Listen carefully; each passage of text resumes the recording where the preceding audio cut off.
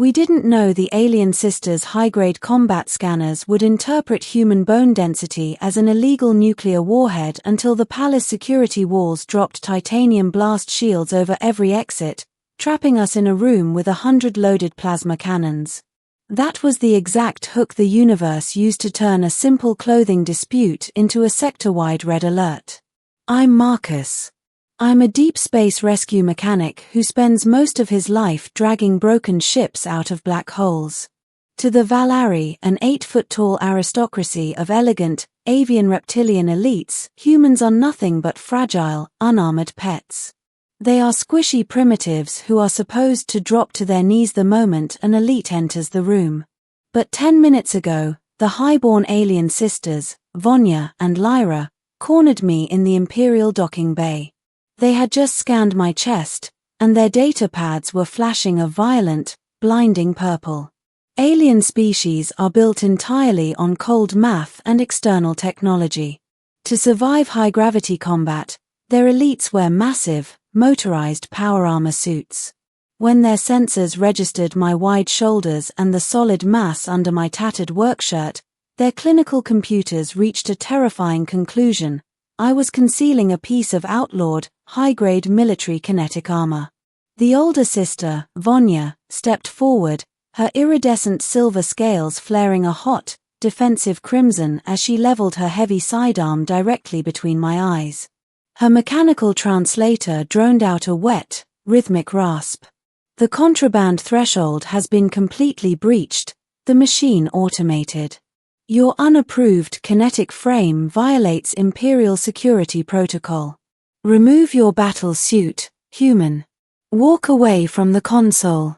I slowly set down my 20-pound steel wrench, wiped a thick layer of synthetic grease off my chest, and looked right down her weapon barrel. That's not a suit, I replied. My voice was cracked like old leather, but it did not shake. Those are my muscles.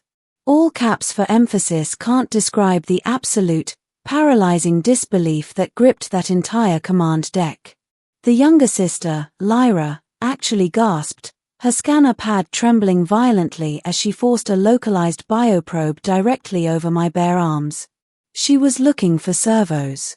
She was looking for hydraulic lines or hidden titanium plating. But the screen didn't show any machines. It showed pure, hyperdense, rock-hard Terran muscle tissue. Fibers forged by thousands of generations of surviving under a crushing Earth gravity that would snap a Valari warrior's skeletal frame like dry twigs.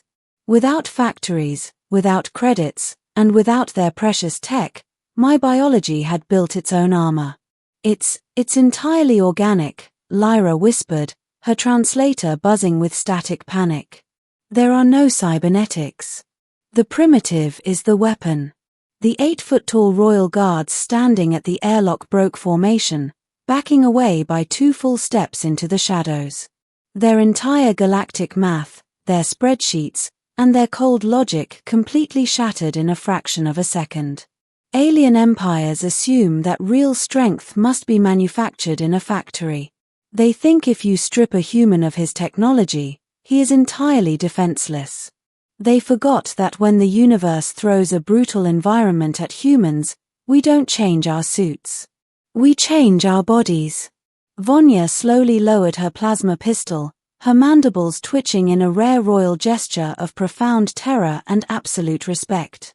She looked at the scanner, then looked at me standing there, completely unarmored, yet holding more physical mass than her elite guards.